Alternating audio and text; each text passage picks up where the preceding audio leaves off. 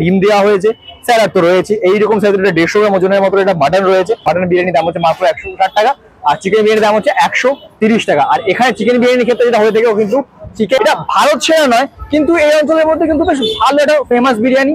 22 বছর, মানে 22 বছর না, প্রায় 24 বছর দেখছিলাম উত্তর 24 পরগনার বিরিয়ানি যেরকম হয়ে থাকে, এটা আবার সেরকমও নয়। মাঝে মাঝে এটা ব্যালেন্সের মতন ব্যাপার রয়েছে, ঝুলঝুলে ওই মাটনটা নয়, নরম মাটন রয়েছে।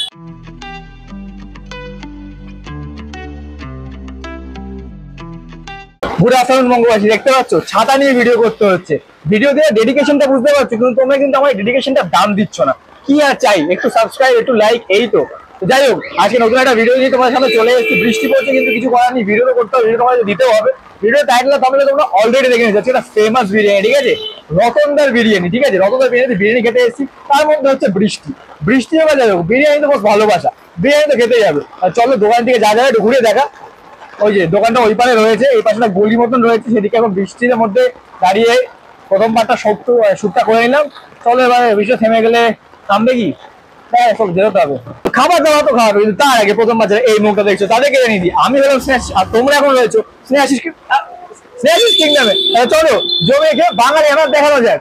আমার নাম স্নেহাশিস কর্মকার। রতন বিরিয়ানির নামটা আমার নামে? তোমার নামে রতন, তোমার ডাক নাম নাকি?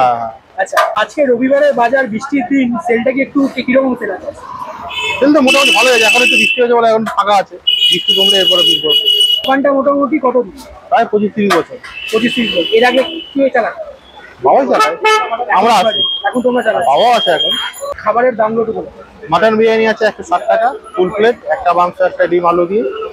আর চিকেন বিরিয়ানি আছে 130 টাকা, চিকেন বিরিয়ানি আছে 130 টাকা, একটা মাংস একটা ডিম আলু দিয়ে।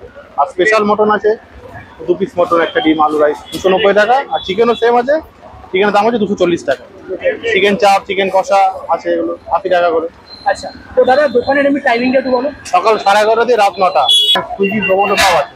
তো সুইগি জোম্যাটোতে মানে কি এই রতনের বিরিয়ানি বলে? হ্যাঁ, লোকেশনটা প্রপার্টি বলে। রানীকুড়ি মোড়, একদম টালিগঞ্জ থেকে আসলে একদম রানীকুড়ি মোড়, বিএসএনএল অফিসের গাড়ি। ঠিক আছে দাদা, thank you.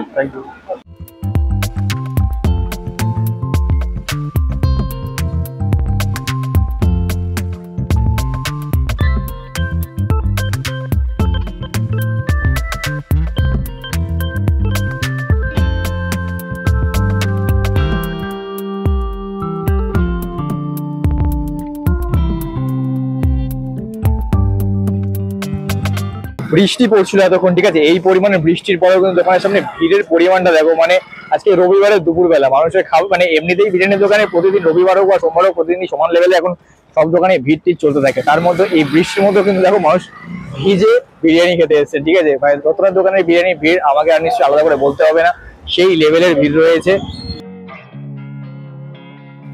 Losing time, I'm fading fast. I just wanna make it last. Try to let go of the past. I close my যুদ্ধ করে আসে বিরিয়ানিটা শেষ পর্যন্ত নিতে পেরেছি। আর এই বৃষ্টির মধ্যে ফাইনালি বৃষ্টিটা থেমেছে। কতক্ষণ হবে, প্রায় আমরা 1 ঘন্টা পুরোপুরি দাঁড়িয়ে রইলাম, তারপরে গিয়ে বিরিয়ানি পেয়েছি। বিরিয়ানি খাবো বলে যখন এসেছি খেতে তো হবেই। দেখো এই হচ্ছে মাটন বিরিয়ানি এখান থেকে নিয়েছি। আর তোমরা হয়তো অনেকেই জানো যে রতনের বিরিয়ানি তো এখানে হচ্ছে মানে এই যে গ্রেভিটা, চিকেন চাপের গ্রেভিটা কিন্তু এখানে এমনি দেওয়া হয়, ঠিক আছে। তোমার যদি অপশনাল, তুমি যদি বলো যে না আমি খাবো না, তাহলে তোমাকে দেবে না ভাই, কিন্তু ওরা এমনি বাই ডিফল্ট দিয়েই দেবে। আর এখানে দেখো হচ্ছে ডিম দেওয়া হয়েছে, স্যালাড তো রয়েছে। এইরকম সাইজের 150 গ্রাম ওজনের মতো এটা মাটন রয়েছে। আর চিকেনের গ্রেভি দিয়েছে, তার মধ্যে 2 টুকরো মানে চিকেনের কি আমাদের ভাগে পড়ে গেছে, এই হচ্ছে ব্যাপারটা। আর হচ্ছে লঙ্কা দিয়েছে, লঙ্কা রয়েছে, স্যালাড রয়েছে। এই হচ্ছে টোটাল বিরিয়ানিটা। এটার দাম হচ্ছে মাত্র 160 টাকা, ঠিক আছে। মাটন বিরিয়ানির দাম হচ্ছে মাত্র 160 টাকা, আর চিকেন বিরিয়ানির দাম হচ্ছে 130 টাকা। আর এখানে চিকেন বিরিয়ানির ক্ষেত্রে যেটা হয়ে থাকে, কিন্তু চিকেন চাপের চিকেনটা দেওয়া হয়, ঠিক আছে। দমেতে কিন্তু চিকেনটা করা হয় না এইখানে বিরিয়ানি ক্ষেত্রে। তোমরা হয়তো আগে ক্লিপগুলো দেখেছো, কিন্তু চিকেন চাপের চিকেনটা হচ্ছে এখানে বিরিয়ানিতে দেওয়া হয়। দম শুধুমাত্র কিন্তু এখানে মাটন বিরিয়ানিটাই দেওয়া হয়। দেখো রাইসটা না, এখানে গ্রেভি তো সাথে দিয়েছে, কিন্তু রাইসটাও একটা মাখা মাখা ব্যাপার রয়েছে। তার সাথে কিন্তু প্রায় একটা প্লাস পয়েন্ট রয়েছে, মাখা মাখা থাকা সত্ত্বেও দেখতে এরকম লাগে, কিন্তু ঝুরঝুরে ব্যাপারে রয়েছে। হাত দিলাম, হাত দেওয়ার সাথে তেল কিন্তু আসেনি সেই অর্থে, সামান্য পরিমাণ এইটুকু তো বস থাকবে। তার পাশাপাশি রাইসটা কিন্তু দেখতে একটু মানে মাখা মাখা হলো, কিন্তু ফ্লাফিনেস রয়েছে। দেখো এরকম, দেখো এই তোমরা দেখতে পাচ্ছ। আর হলুদ সাদা মেশানোটা রাইস রয়েছে। তো রাইসটা ফার্স্টে কিরকম সেটা খেয়ে দেখা যাক, গন্ধ নিয়ে অবশ্যই।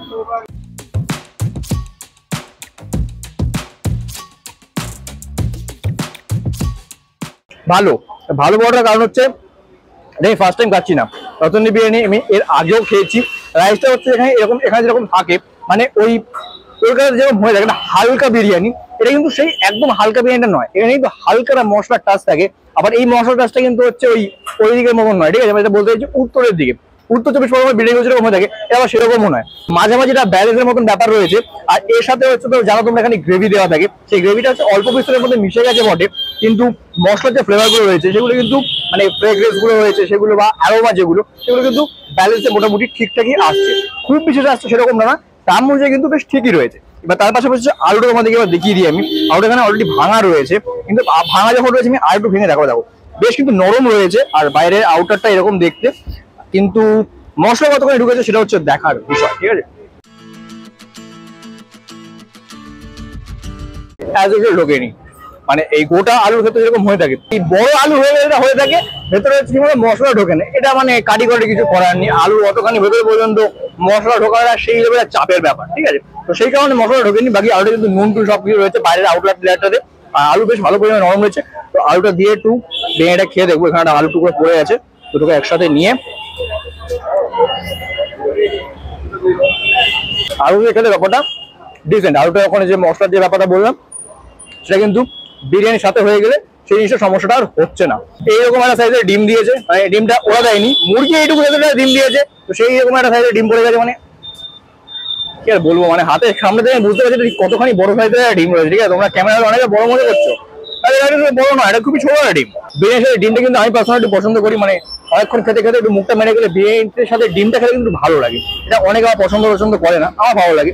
মাটনটাতে আসি, মাটনের কোয়ালিটি তোমাদেরকে দেখাই, দেখো বেশ নরম রয়েছে, দেখো এটা একদম হচ্ছে ওই তুলতুলে তুলতুলে ওই মাটনটা নয়, নরম মাটন রয়েছে, ঠিক আছে। মাটনের ভেতরটা একটু কাছ থেকে দেখা, দেখো এইরকম রয়েছে, পিঙ্ক ব্যাপারটার মধ্যে নেই, একটু ফ্যাকাশে ফ্যাকাশে ব্যাপার রয়েছে এটা। মাটনটা দেখতে ফ্যাকাশে হতে পারে, বা স্বাদের দিক থেকে কিন্তু এরকম একটা জায়গাটা, ঠিক আছে, স্বাদটা কিন্তু বেশ ভালো। আর তার পাশাপাশি কি তোমাকে বলছিলাম, প্লাস পয়েন্টে হচ্ছে এখানে এটা চিকেনের টুকরো কিন্তু পেয়ে গেছি, ঠিক আছে, তো বোনাস পাওয়া গেছে, এটা ওভারঅল কিন্তু বেশ ভালো খেতে। এবার হচ্ছে কি হবে, ভালোবাসার মশলা করে দুধটা দেওয়া হবে, তো তার জন্য দেখতে পাচ্ছ আলুটা রয়েছেই, সাথে এখান থেকে অল্প করে নিয়ে নেবো হচ্ছে মাটনটাকে, বোনাসের চিকেনের টুকরোটা, ঠিক আছে, সব কটাকে একসাথে নিয়ে ভালোবাসার মশলা করে দুধটা দেওয়া যাক।